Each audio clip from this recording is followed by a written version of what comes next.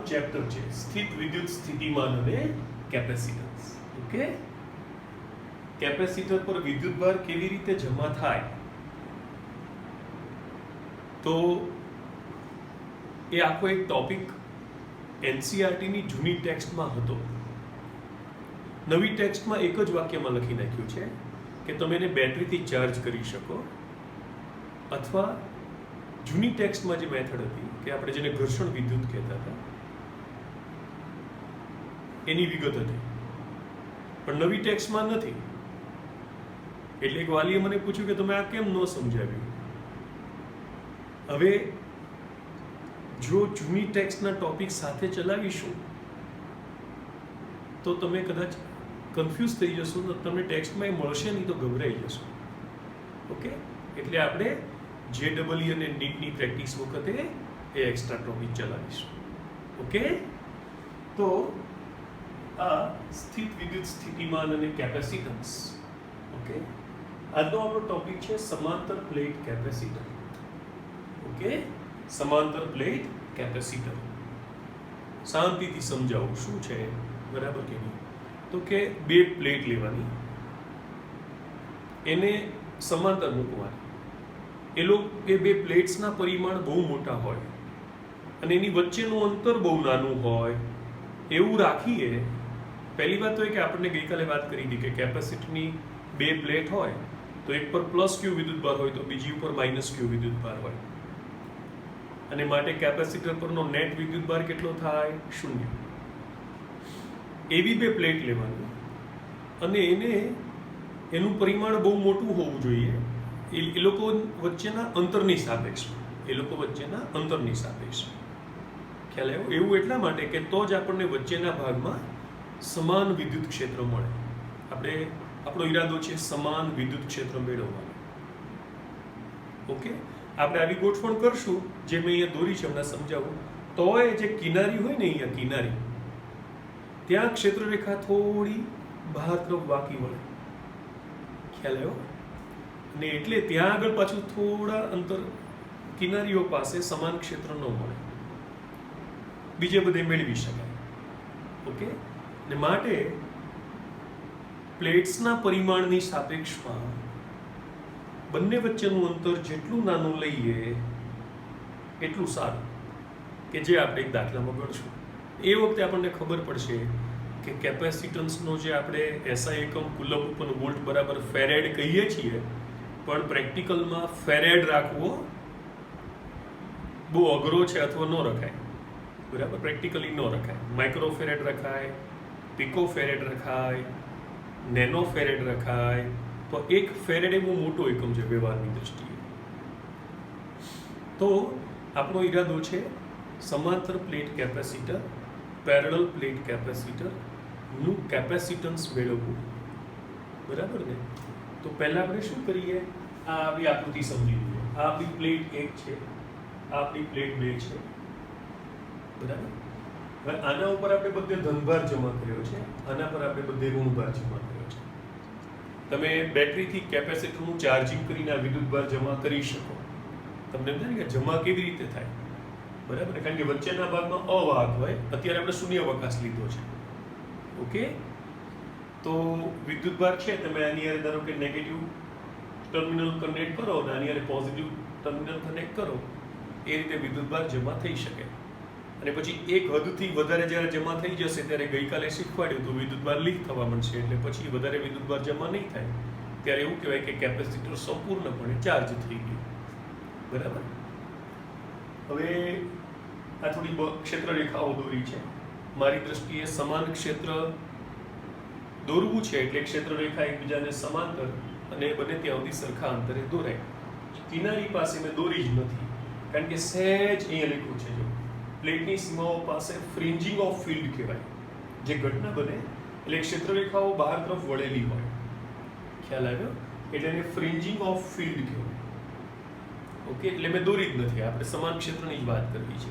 એટલે આપણું કેપેસિટન્સ છે એ મુખ્યત્વે વચ્ચેના ભાગમાં ગણવું છે. બરાબર, હવે પહેલા શું કરીએ, અચ્છા પ્લેટ છે એનું ક્ષેત્રફળ છે તે કેપિટલ A છે.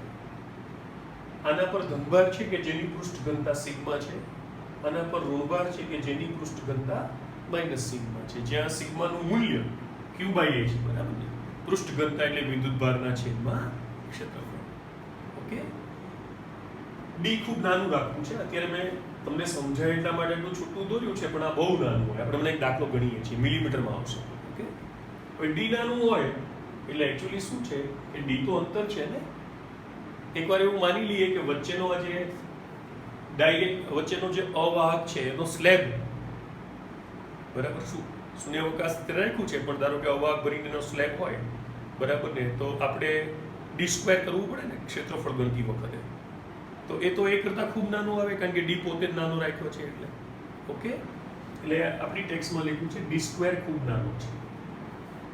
ઓકે, પણ સૂત્રમાં ડી સ્ક્વેર નથી આવવાનો, એટલે ચિંતા ન કરશો. હવે શું કરીએ, આ પ્લેટ 1 છે, એની ઉપર એક બિંદુ લઈએ એમ. કોઈ પણ બિંદુ લો તો ચાલે. કે તો કે આ આપણે અનંત વિસ્તારવાળું સમાન વિદ્યુતભાર વિતરણ ધરાવતું સમતલ છે કે જેનું વિદ્યુત ક્ષેત્ર સિગ્મા અપન 2 એપ્સિલોન નોટ અંતર પર આધાર રાખતું નથી. એટલે મેં અહીંયા એક બિંદુ દોર્યું છે, અહીંયા ઉપરના બધા બિંદુ માટે હવે અહીંયા જે પરિણામ આવશે તે સાચું આવશે. તો અહીંયા હું એકમ ધનભાર મૂકીશ, તો આ ધન પ્લેટ છે તે આમ ધક્કો મારશે, અને ઋણ પ્લેટ છે તેને આકર્ષીને ધનભાર મૂકું. તો આનું સૂત્ર આવે સિગ્મા અપન 2 એપ્સિલોન નોટ, અને આનું સૂત્ર આવે સિગ્મા અપન 2 એપ્સિલોન. ઓકે, એટલે હવે શું થઈ ગયું, બંને વિરુદ્ધ દિશામાં છે ને. જો મેં અહીંયા કિંમત લખી છે, ઉપર તીર નથી કર્યા, બરાબર, બેવનું મૂલ્ય સરખું આવશે પણ વિરુદ્ધ દિશા છે એટલે કેન્સલ થઈ જશે. એટલે અહીંયા બધા બિંદુ પાસે વિદ્યુત ક્ષેત્ર શૂન્ય છે. હવે આ પ્લેટ 2 ની નીચેનું કોઈ પણ બિંદુ લઈએ તો ચાલે. મેં n નામ આપ્યું છે. ઓકે, તો n જેવા બધા જ બિંદુઓ પાસે સરખું પરિણામ આવશે. હમણાં સમજાયું એ પ્રમાણે. તો અહીંયા હું તીવ્રતા એટલે કે ક્ષેત્ર ગણવા માટે એકમ ધનભાર મૂકીશ, તો આ શું કરશે, ધક્કો મારશે. આ શું કરશે, આ કરશે, નેગેટિવ છે ને, એકમ ધનભાર મૂકી દો. પણ તમે જોશો તો ખ્યાલ આવશે કે પાછું બેવની કિંમત સરખી છે અને વિરુદ્ધ દિશા છે, એટલે પાછું વિદ્યુત ક્ષેત્ર કેટલું આવશે, 0. જો અહીંયા મેં ક્યાં ઉપર તીર નથી કર્યું. ઓકે, જો હું ક્યાંક તીર કરું આ બાજુ તો અહીંયા પણ કરવું પડે. તમને એમ થાય કે સર ટેક્સ્ટમાં નથી કરતા, પણ ટેક્સ્ટમાં એ લોકો 0 બોલ્ડ લખે છે. એટલે વેક્ટરને દર્શાવવાની 2 રીત છે, બરાબર ને. સંજ્ઞા ઉપર તીર કરવાનું, નહીંતર સંજ્ઞા બોલ્ડમાં લખવાનું. ઓકે, થઈ ગયું. હવે એનો અર્થ એમ કે આ આખો વિસ્તાર છે ત્યાં વિદ્યુત ક્ષેત્ર શૂન્ય છે, આ આખો વિસ્તાર છે ત્યાં બધે વિદ્યુત ક્ષેત્ર શૂન્ય છે. હવે આ વચ્ચેના ભાગમાં L બિંદુ લઈએ ને ત્યાં આગળ આપણે વિદ્યુત ક્ષેત્ર ગણીએ, બરાબર. તો અહીંયા હું એકમ ધનભાર મૂકીશ, તો ધનભાર ધનભારને ધક્કો મારશે અને ઋણભાર ધનભારને ખેંચશે. ઓકે, એટલે હવે શું થઈ ગયું, પ્લેટ 1 અને પ્લેટ 2 ની વચ્ચેના વિસ્તારમાં બિંદુ L પાસે E બરાબર શું થઈ જશે, E1 plus E2. It will be equal to sigma upon 2 epsilon naught plus sigma upon 2 epsilon naught. Okay, એટલે 2 sigma upon 2 epsilon naught કે જેને sigma upon epsilon naught કહેવાય, પણ sigma બરાબર q by a છે, બરાબર ને. એટલે q by a upon epsilon naught. તો therefore E equals to q upon a epsilon naught. આ પહેલા જ સમજાવી દીધું, ફ્રિન્જિંગ ઓફ ફિલ્ડને કારણે કિનારીઓ પાસે આટલું ક્ષેત્ર ન મળે. ઓકે, કિનારીથી દૂરના વિસ્તારમાં મળે. હવે આપણને ખબર છે કે સમાન વિદ્યુત ક્ષેત્ર માટે V બરાબર E into D થાય, અથવા E બરાબર V by D, બરાબર ને. એટલે V બરાબર E into D છે, એમાં E ની વેલ્યુ મૂકીએ. શું છે, Q upon A epsilon naught into D. હવે કેપેસિટન્સનું સૂત્ર આપણે ગઈકાલે શું વ્યાખ્યા આપી હતી, Q by V. તો અહીંયા Q by V કરીશ તો A epsilon naught ઉપર જશે, D નીચે આવશે, માટે Q by V બરાબર A epsilon naught upon D. Therefore C equals to A epsilon naught upon D. Okay, એટલે કેપેસિટન્સ છે તે ક્ષેત્રફળના સમપ્રમાણમાં છે, કેપેસિટન્સ છે તે બે પ્લેટ વચ્ચેના અંતરના વ્યસ્ત પ્રમાણમાં છે. ઓકે, તો આ સૂત્ર બરાબર તૈયાર કરો. સ્ક્રીનશોટ લેવો હોય તો લઈ લો, આપણે 1-2 એક્ઝામ્પલ્સ લઈએ.